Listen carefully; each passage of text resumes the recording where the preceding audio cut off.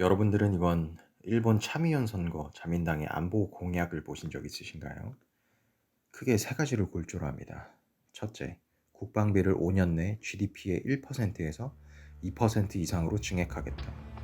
둘째, 반격 능력, 적의 공격받기 전 미사일 기지 및 사령부 선제 공격 허용하도록 추진하겠다. 셋째, 평화헌법 개정, 헌법 구조의 자위대 존재 근거 명시하는 개헌을 추진하겠다. 일본 GDP의 2% 이상 국방비를 가정하면 연 90조 원이 넘습니다.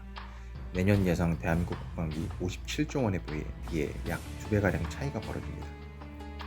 또한 선제 타격이 허용된다면 일본이 선제 타격할 가능성이 있는 국가는 어디겠습니까? 바로 북한입니다. 중국과 러시아를 선제 타격하겠습니까? 아니면 대한민국을 선제 타격하겠습니까? 문제는 북한을 선제 타격할 수 있는 능력이 생긴다면 북한의 미사일 도발 등에 대해 일본이 선제 타격할 가능성이 생기는 것이며, 이는 한반도 문제를 대한민국이 주도하는 것이 아닌 일본이 주도하게 될 가능성을 열어주게 됩니다. 더군다나 한미일 군사동맹을 미국이 밀어붙이고 있으며 일본 중심의 동맹 체제를 구축한다면 어떤 상황이 벌어지게 될지는 상상도 하기 싫습니다.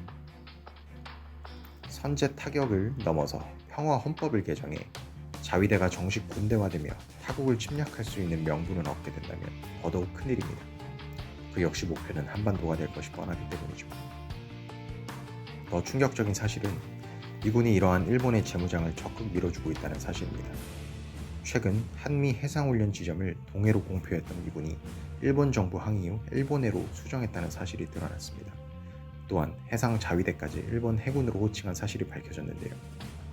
캠벨 백악관 NSC 인도 태평양 조정관도 지난 6월 한 간담회에서 일본 재무장을 신뢰한다고 밝히는 등 자위대의 군대 인정 움직임에 지지 의사를 보냈다고 합니다.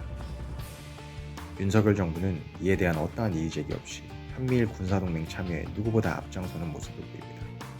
오히려 일본의 재무장을 극도로 반기는 것 같은 느낌이 드는 것은 기분 탓일까요? 일본의 재무장, 그리고 한미일 군사동맹 형성은 자연스레 중국과 러시아, 그리고 북한의 긴장감을 불러일으킵니다. 이는 한미일 내 북중러 형태의 진영 싸움을 만들어내고 말 것입니다. 동북아시아 지정학적 특성상 결국 갈등이 고조됐을 때 가장 피해를 볼 지역은 단연컨대 한반도입니다. 이러한 상황에서 커져가는 동북아 갈등선을 중재하지 못하고 일본의 재무장을 독려하는 외교 정책이 과연 옳은 것일까요?